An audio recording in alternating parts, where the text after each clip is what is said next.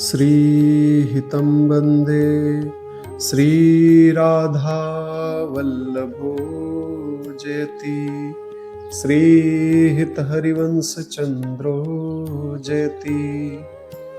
राधे राधे। आप सभी प्रियजनों का इस पावन लीला कथा में हृदय से स्वागत है। एक पल के लिए रुकिए, आंखें बंद करिए और कल्पना करिए वृंदावन की एक सुनहरी संध्या। यमुना के तट पर सूरज ढल रहा है, हवा में फूलों की सुगंध घुली है और कहीं दूर से एक बांसुरी की मीठी तान सुनाई दे रही है। यही वृंदावन है, यही वह भूमि है जहाँ प्रेम केवल अनुभव किया जाता है, शब्दों में बांधा नहीं जाता। और आज हम आपको ले चलेंगे उसी वृंदावन में, एक ऐसी लीला में जो है प्रेम की, परिहास की, कला की और भक्ति की। यह कथा है साझी लीला की, जिसे रचा है श्री वृंदावन निवासी श्री नारायण स्वामी जी ने अपने हृदय के भाव से, अपनी भक्ति की स्याही से।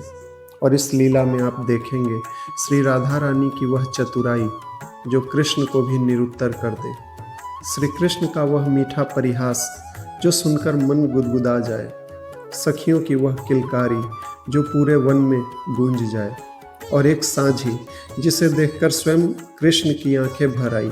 तो प्रियजनों, अपने मन को शांत करिए, हृदय के द्वार खोलिए और डूब जाइए इस मधुर अलौकिक दिव्य साझी लीला में। राधे राधे। अश्विन मास की सुनहरी संध्या है, वृंदावन की कुंज कुंज में पक्षियों का कलरव, यमुना की लहरों पर सूर्य की लालिमा और हवा में फूलों की मदमाती सुगंध। ऐसे में श्री राधा जी के मन में एक उमंग जागी, आज साझी सजाएंगी, फूलों और रंगों से अपने हाथों से एक ऐसी कलाकृति रचेंगी जिसे देखकर वृंदावन भी झूम उठे। तो राधा जी गोल बैठक में सखियों के साथ इठलाती बतियाती हुई बैठी हैं। तभी राधा जी ने अपनी दो प्रिय सखियों की ओर देखा, ललिता और चंपकलता, जो आपस में कुछ काना फूसी कर रही थी। राधा रानी ने मुस्कुराते हुए कहा, हे ललिते, हे चंपकलते, आज वन में चलोगी मेरे संग? साझी सजानी है आज, और उसके लिए चाहिए ताजे सुंदर फूल वन के, जो अभी भी ओस से भीगे हों, सुगंध से लदे हुए हों। तो ललिता सखी ने चहककर कहा, अरे प्रिया जी, आपने कहा और हम ना आए? चलिए अभी चलते हैं। चंपकलता ने अपनी चुनरी संभालते हुए कहा, आज की साझी तो ऐसी बनेगी कि तीनों लोग देखते रह जाएं। और बस सखियों का पूरा दल उठा और वन की ओर चल पड़ा। पैरों में नुपुर की झंकार, होठों पर गीत और आंखों में एक उत्साह की चमक। वन में पहुंचते ही सखियां बिखर गईं। कोई गुलाब की डाल से फूल तोड़ रही है, तो कोई चमेली की झुरमुट में घुस गई है, कोई केतकी ढूंढ रही है। राधा रानी भी हंसती मुस्कुराती पल्लू थामे यहाँ वहाँ से फूल बीन रही हैं।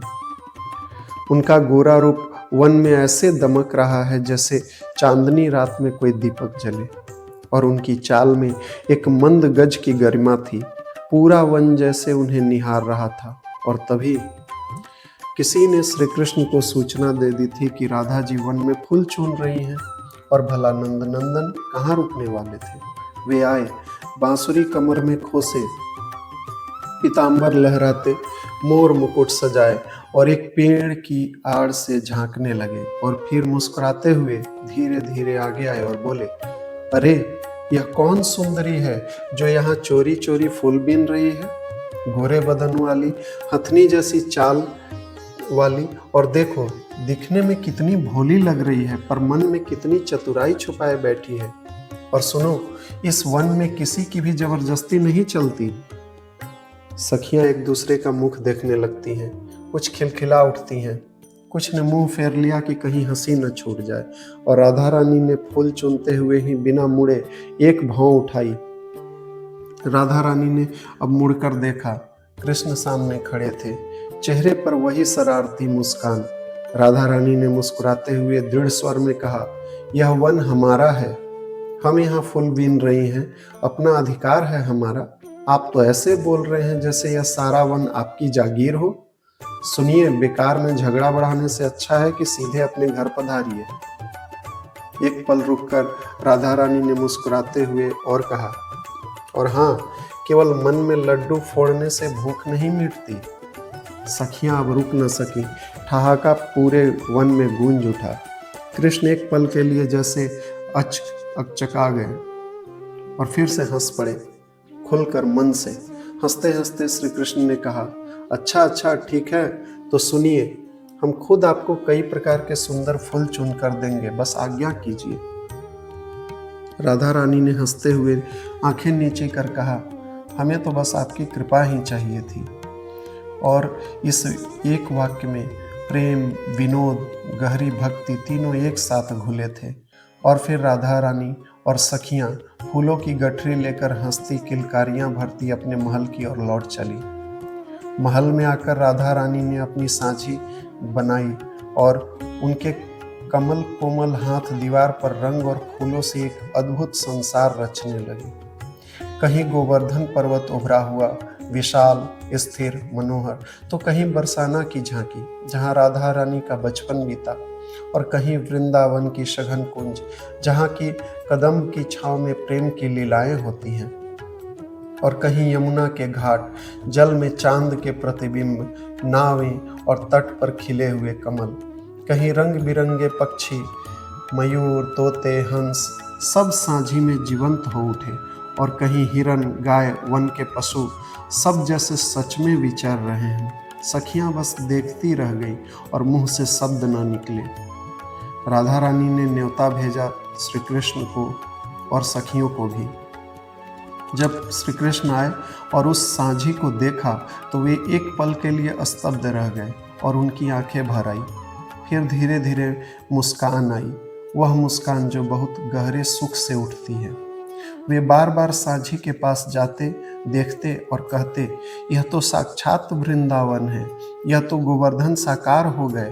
प्रिया जी, आपके हाथों में तो सृष्टि रचने की शक्ति है। और सखियां गाने लगी, आज प्रिया जू ने सांझी बनाई, आज प्रिया जू ने सांझी बनाई, निज कर कमल रचियह रचना, को बरनेन की सुघराई, आज प्रिया जू ने सांझी बनाई, आज प्रिया जू ने सांझी बनाई। तो प्रियजनों, यह है सांझी लीला, जहाँ प्रेम है, परिहास है, चतुराई है, कला है और भक्ति है। राधा कृष्ण का यह मिलन न केवल दो प्रेमियों का मिलन है, बल्कि यह आत्मा और परमात्मा का वह मधुर संवाद है जो युगों युगों से चला आ रहा है। श्री नारायण स्वामी जी ने इस लीला को अपनी वाणी से अमर कर दिया। विविध कथा गोपाल की, नारायण सुखरास, गति पावे सुन भक्त जन, और दुष्ट करे उपहास।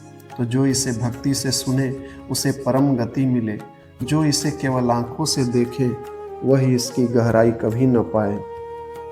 और इस तरह वह संध्या, वह वन, वे फूल, वह सांझी और वह मधुर मिलन सब मिलकर बन गए एक अमर लीला। श्री नारायण स्वामी जी ने इसे अच्छे, बहुत ही रोचक तरीके से पिरोया है। जो इस लीला को भक्ति से सुनता है वह केवल एक कहानी नहीं सुनता है प्रियजन, वह उस वृंदावन को महसूस करता है जो बाहर नहीं भीतर बसता है। प्रियजनों, राधा रानी की यह लीला हमें यही सिखाती है कि प्रेम में चतुराई भी होती है और भक्ति में हंसी भी होती है, और कला जब हृदय से निकले तो वह पूजा बन जाती है। राधा रानी के वे कमल कोमल हाथ जब सांझी रचते थे तो वह केवल फूल नहीं सजाते थे, वह अपना प्रेम सजाती थी। और कृष्ण जब उस सांझी को देखकर बार बार प्रशंसा करते थे तो वह केवल कला की तारीफ नहीं करते थे, वह उस प्रेम को प्रणाम करते थे। आप सभी से निवेदन है कि अगर इस लीला ने आपके मन को छुआ हो, अगर एक पल के लिए भी आप वृंदावन में पहुंच गए हो, तो इस कथा को अपने परिवार के साथ, अपने मित्रों के साथ, अपने बच्चों के साथ जरूर साझा करें, क्योंकि ये लीलाएं तभी जीवित रहती हैं जब हम इन्हें आगे बढ़ाते हैं। और हाँ, अगले अंक में हम लेकर आएंगे एक और मधुर लीला, एक और दिव्य कथा, जो आपके मन को फिर से वृंदावन की गलियों में ले जाएगी। तब तक के लिए अपना ध्यान रखिए, मन में राधा नाम बसाए रखिए और याद रखिए, जहाँ राधा वहाँ कृष्ण, जहाँ कृष्ण वहाँ वृंदावन, और जहाँ वृंदावन वहाँ आनंद ही आनंद। तो राधे राधे प्रियजनों, श्री सद्गुरुदेव भगवान की जय, श्री राधा वल्लभ लाल की जय, श्री वृंदावन धाम की जय। जय जय श्री राधे श्याम।